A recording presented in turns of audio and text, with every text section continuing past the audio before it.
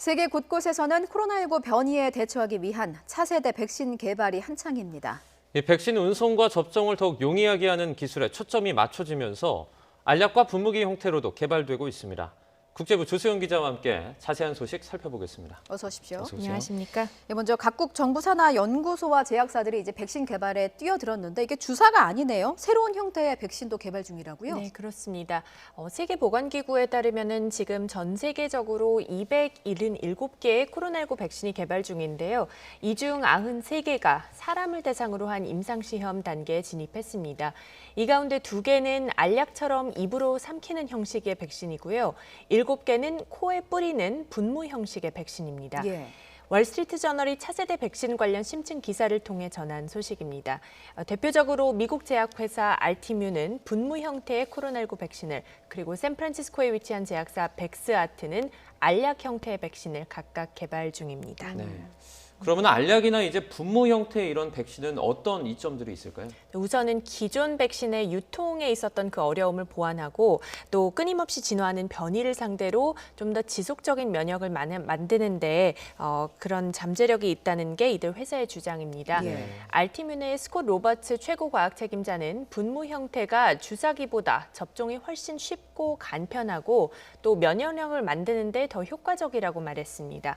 팔 근육에 백신을 주입하는 기존 백신과 달리 감염 최초 발생 부위인 코에 점막으로 백신을 주입하는 것이 이 호흡기를 통한 바이러스 전파 방지에 더 유리하다는 설명입니다. 예. 그리고 알약 형태의 경우에는요, 운송과 보관이 더 용이합니다.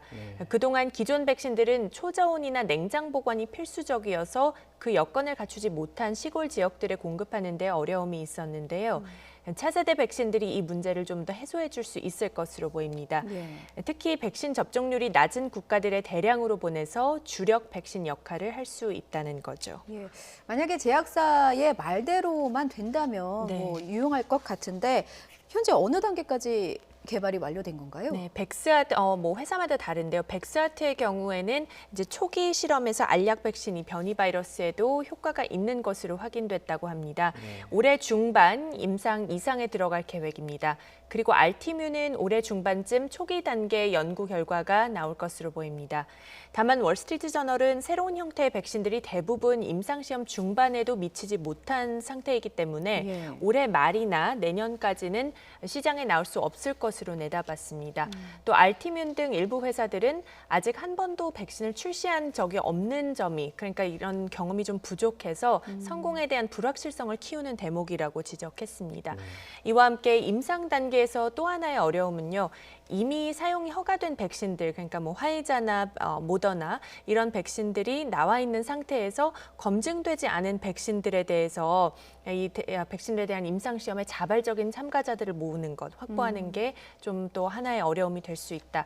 이렇게 관측되고 있는데요. 예. 만약 이런 과정을 다 거쳐서 새로운 형태의 백신이 성공적으로 개발된다면 미국에서 이 부스터샷으로도 활용될 수 있을 것으로 관측되고 있습니다. 네.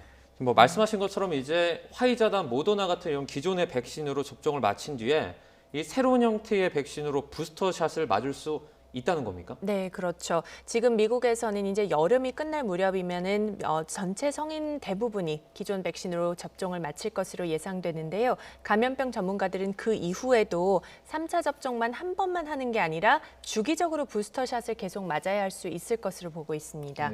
이렇게 만약에 코로나 백신을 앞으로 주기적으로 계속 맞아야 한다면 전 세계 공급을 생각했을 때 물량과 유통 조건 면에서 기존 백신만으로는 한계가 있겠죠. 예. 그래서 다양한 형태의 백신을 혼합 사용하는 방안이 많이 거론되고 있는 것 같습니다.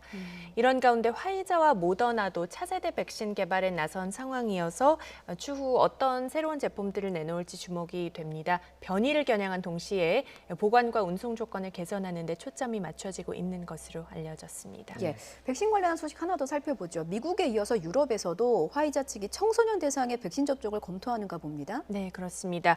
유럽의약품청은 화이자 백신을 12세 12세에서 15세에 접종할지에 대해서 검토에 착수했습니다. 유럽의약품청은 화이자와 바이오엔테크가 제출한 자료를 신속히 검토해서 다음 달 결과를 발표할 것이라고 밝혔습니다. 예. 다만 추가 자료가 필요할 경우에는 결과 발표가 늦어질 수 있다고 덧붙였습니다. 현재 미국 식품의약국 FDA도 12세에서 15세 접종 여부를 검토 중이어서 예. 미국과 유럽에서 이와 관련해 어떤 결정이 내려질지 주목됩니다. 네, 여기까지 듣겠습니다. 국제부 조소연 기자였습니다. 잘 들었습니다. 고맙습니다.